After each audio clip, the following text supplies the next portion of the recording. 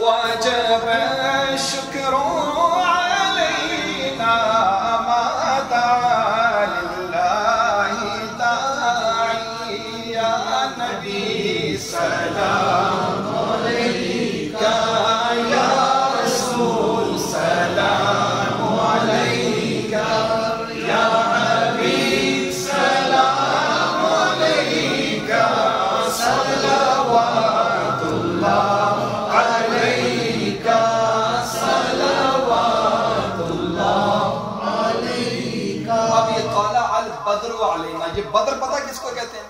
بدر کہتے ہیں 14ویں رات کے چاند کو، جب وہ مکمل طور پر چمک رہا ہوتا ہے اس کو کہتے ہیں بدر. تو فرماتے ہیں یہ بچیاں کہتی ہیں کہ جو ہم پر طلوع ہوا ہے، جو یہ ودا کی پہاڑیوں سے چہرہ نظر آ رہا ہے، یہ چہرہ کسی اور کا نہیں، 14ویں کا چاند نظر آ رہا ہے. سبحان اللہ.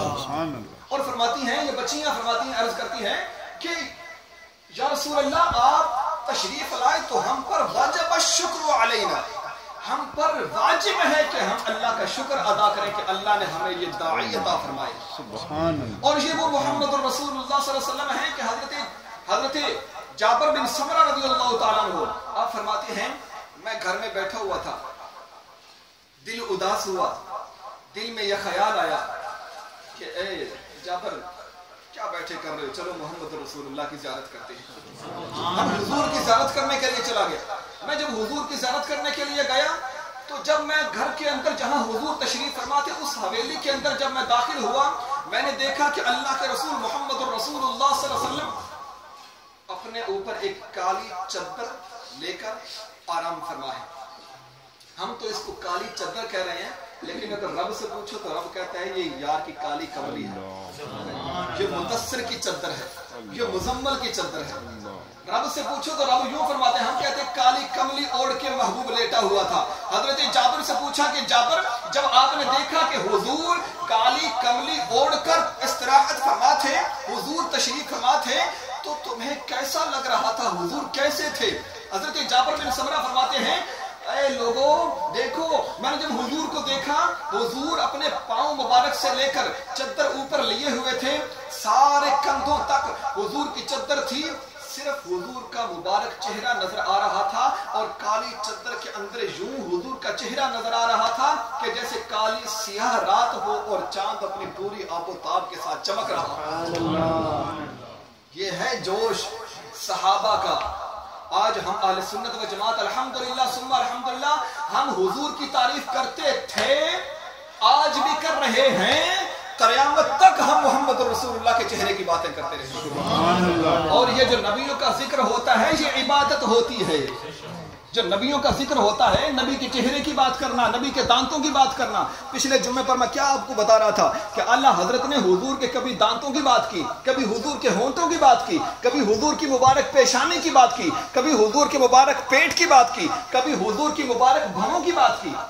ہمارا اہل سنت کا کام ہی یہ ہے کہ اٹھو تو حضور کی تعریف کرو، بیٹھو تو حضور کی تعریف کرو، کھاتے پیتے سوتے جاگتے حضور کی تعریف کرتے رہو.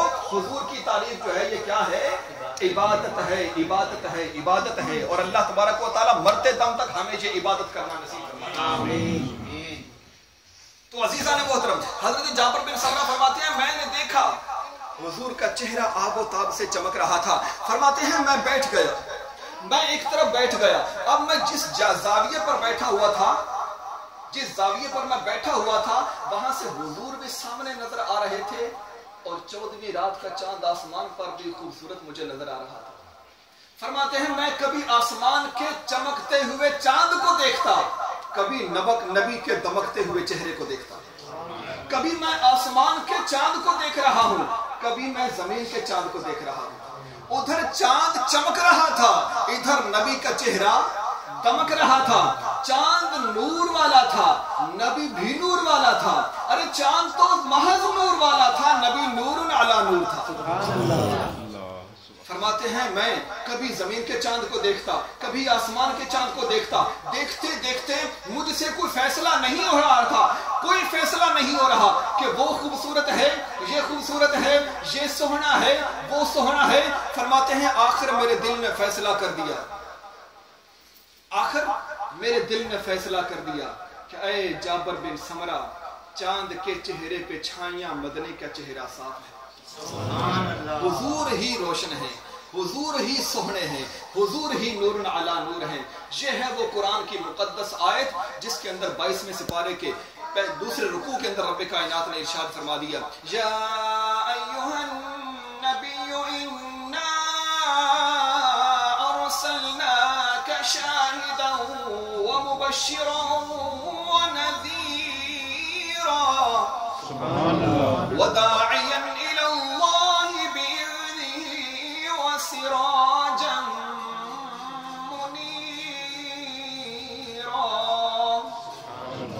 سراجا منیرا. یہ وہ ایسا آفتاب ہے, ایسا روشن سورج ہے جو خود ہی روشن نہیں بلکہ وہ ساری کائنات کو روشن کر رہا ہے. رب کائنات سے دعا ہے کہ حضور اکرم